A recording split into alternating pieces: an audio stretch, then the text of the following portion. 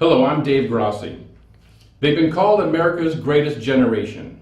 Young men, some as young as 15, who put aside the most formative years of their life to help defend freedom during World War II. Years that should have been spent going to baseball games, attending college, going out on dates, but instead they willingly put their lives on hold, put on a uniform, left their cities and towns for parts unknown, in essence saved America from the tyranny that was spreading across Europe and that had indeed come home on December 7th, 1941. This is their story. The Department of Veterans Affairs estimates that there are fewer than 1 million World War II vets still alive out of the 16 million that served during the war. And the VA also estimates that well over 400 die every day, and that by 2036 there will be no World War II vets left.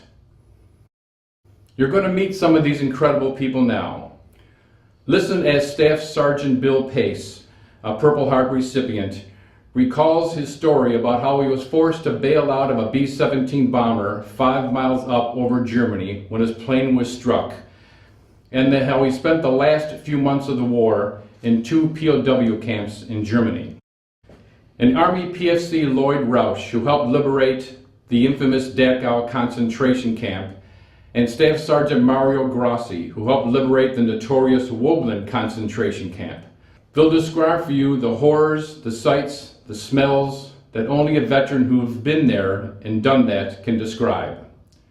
Army hero Tech Sergeant George West, recipient of the Silver Star for gallantry, and he'll relate how his citation calls what he became a one-man patrol when his unit was almost wiped out in Germany.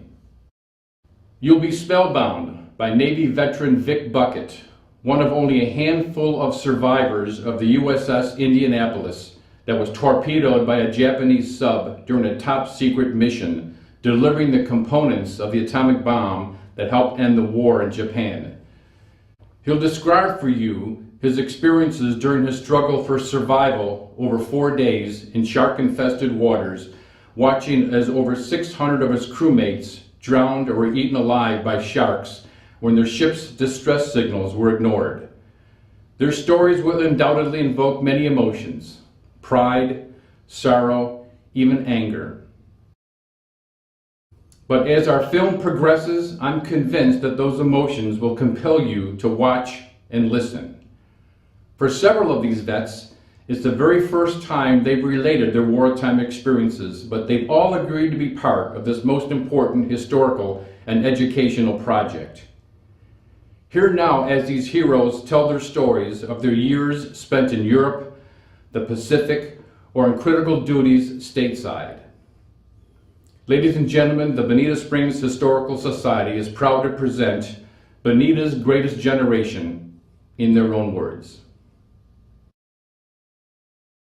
Well, I was at my friend's house, Bob Warner, and we heard that at the time that he was there and I was there, and I was probably, let's see, I had to be about 19 at the time, and we both enlisted in the Navy. Bob enlisted and so did I. We did it at different times, and I enlisted when I was 20, and I don't know exactly how old he was, but we did meet later on, and during the war we met in Pearl Harbor.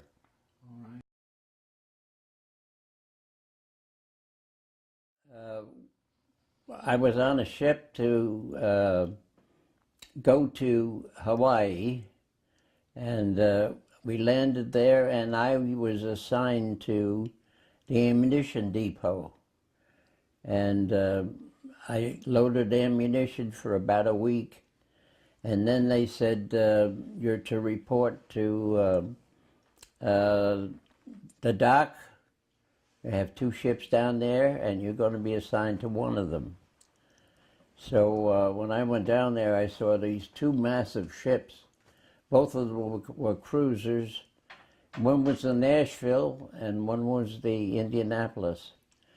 And they sort of went by alphabet, and I was lucky enough to get on to the Indianapolis. And I guess it depended on how many guys had different names and were assigned to the ships. Yeah. But I got on the Indy.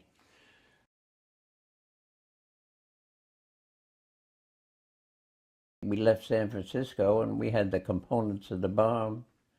And Did you know what you were carrying when you left San Francisco? no, we had no idea. They had Marines guarding it day and night, and it was in the airport, in the hangar, and we had no idea what it was. Of course, the biggest thing was they said it was toiletries for MacArthur. But anyway, we made a speed run, and as far as I know, we still have the record of going from San Francisco to Tinian, and we arrived at Tinian and gave them the components of the bomb and to the Enola Gay, and of course they dropped it on Hiroshima. Yeah.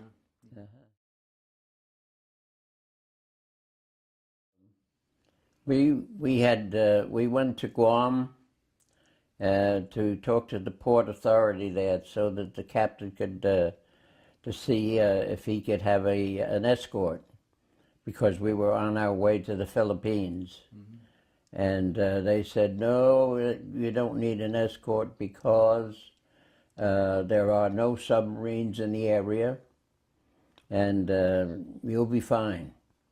And so the second day we were out, and we were supposed to be having airport air contact with with the guns, and firing at a flag and so forth. And they never did come, so we never did see them at all. And it was at midnight, and all of a sudden there was an explosion, and I used to sleep on the top of my desk. I was in the catapult tower, and it knocked me off my desk.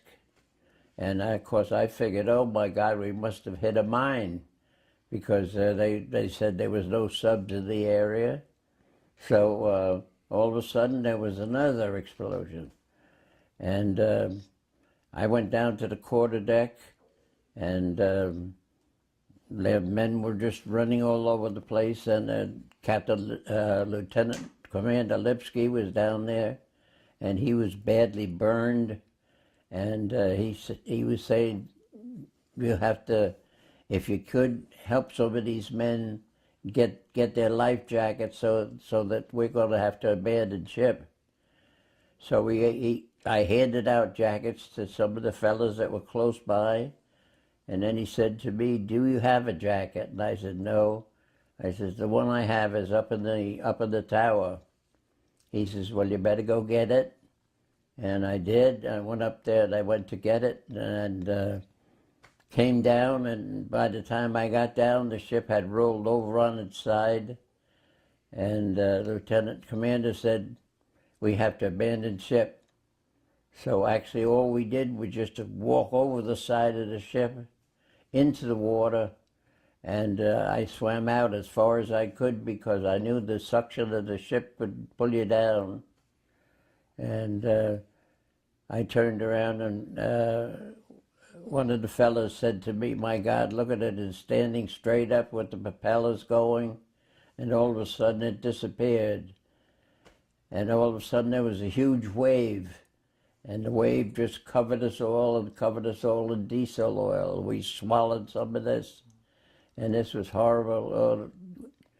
For the first night or so, we had diesel oil on an empty stomach, and you couldn't get the diesel oil up, and it was just terrible. And one of the men said to me, do you have a jacket? And I said, yes, I do. I said, but I don't have it blown up. And he said, well, you hold on to me. And he said, blow it up and you'll be okay. So I did that. I blew the jacket up.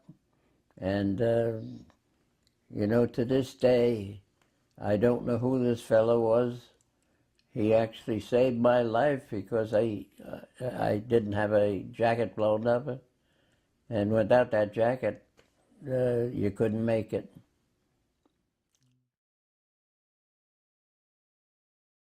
Rescued. Well, we were in the water for 5 days, and it was just more or less a miracle to me that we were spotted, because if Lieutenant Gwynn didn't see us,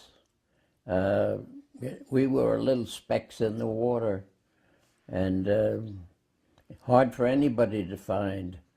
And it was just completely lucky that he was out there working on an antenna that he thought was broken, and he just was our angel. He spotted us. Of course, he didn't know whether we were friend or foe, and so he sent back, and then Lieutenant Marks came out, and they decided that to land. He decided to land his plane. He said there's too many people being eaten by sharks, and he landed his plane and he saved 57 men.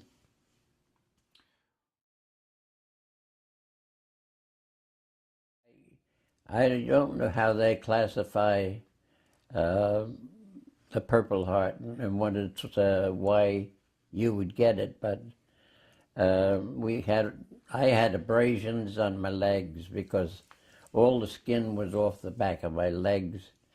I had dungarees on, and of course with the rubbing of the dungarees, it just took all the skin off and everything.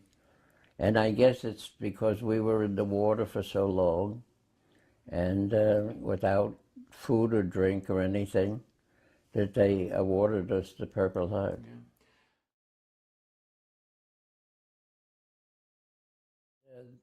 Just this past year, I lost one of my best buddies, L.T.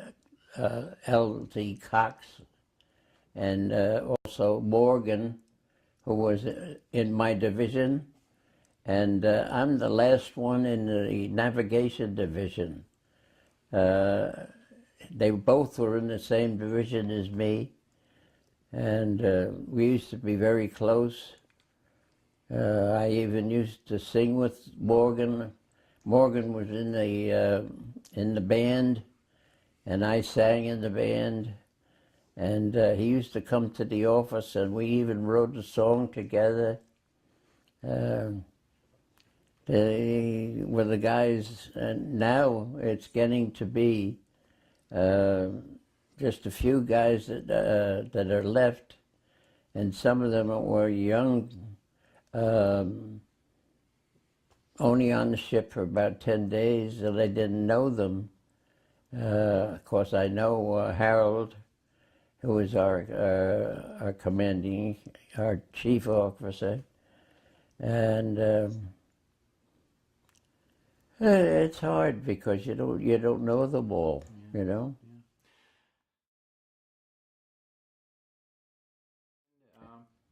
I used to see him every day. My job was the Navy log and the war diary. I started out to be a quartermaster striker, and I was just already almost ready to start taking the test for quartermaster when an officer on the deck up on the top of the ship said to me, can you type? And I said, yes. He says, well, he says, you know, we need a navigation yeoman. And he said, if you would like to do that, we could make you a yeoman. So I said, fine, okay. So from that time on, I was in charge of the Navy log and the war diary. And of course, I used to have to see each officer every day because they had to sign what watch they stood.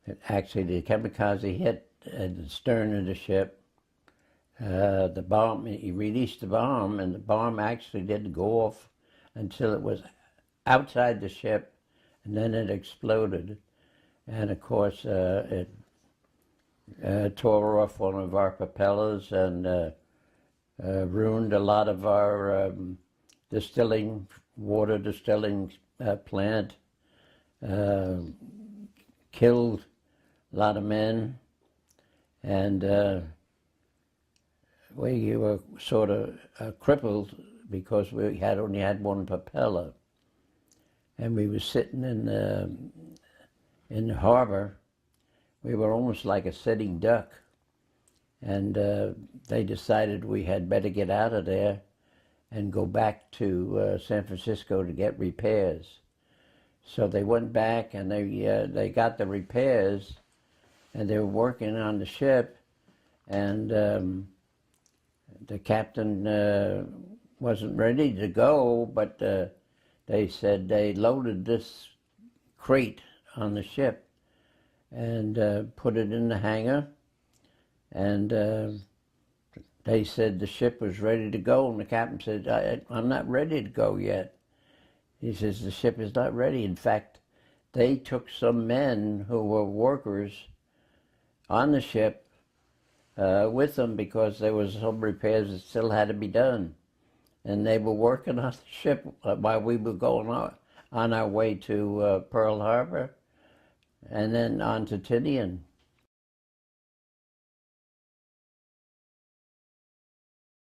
We've been to every reunion but two. One? One reunion. She said one. Okay. And that was our 50th anniversary. And that's the only reason that we had to decide which way to go. And we decided to take a cruise with all the family. So we did that instead of going on at the Indianapolis reunion. But otherwise, we've been to every one of them. And that's how we get in touch with all our guys. And of course, as I told you before, there's so many of them have passed away now that it's getting very low, and there aren't that many left anymore. So, and not that many come to the reunions now either.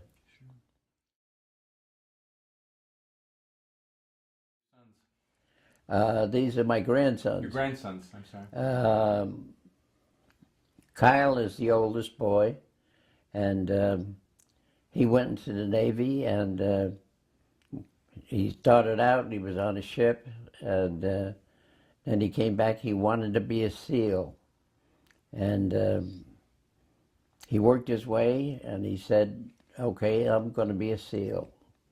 And he did. He persuaded, he pursued it, and he made it, and he became a SEAL, and he has been a SEAL now for 15 years, I think, now.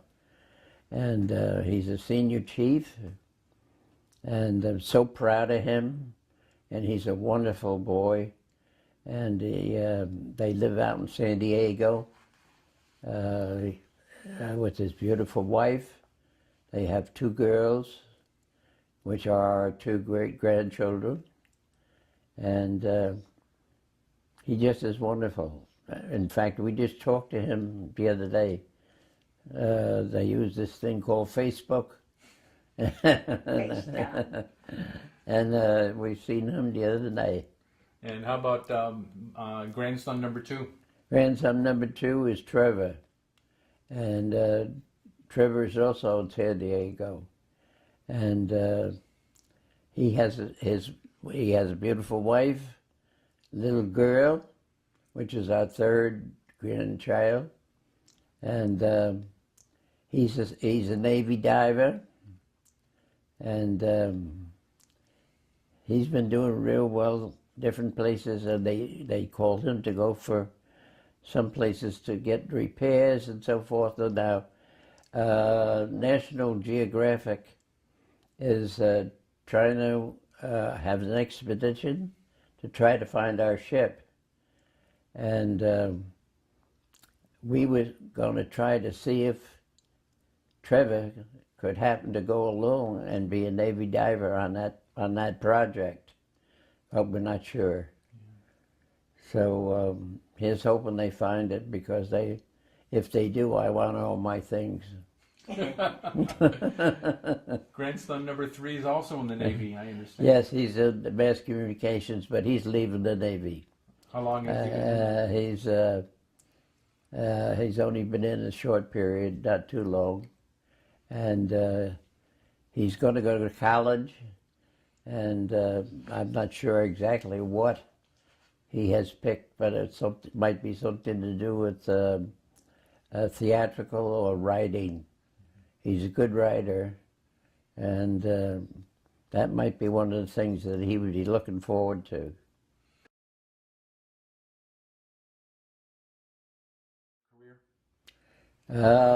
Well, when I was in,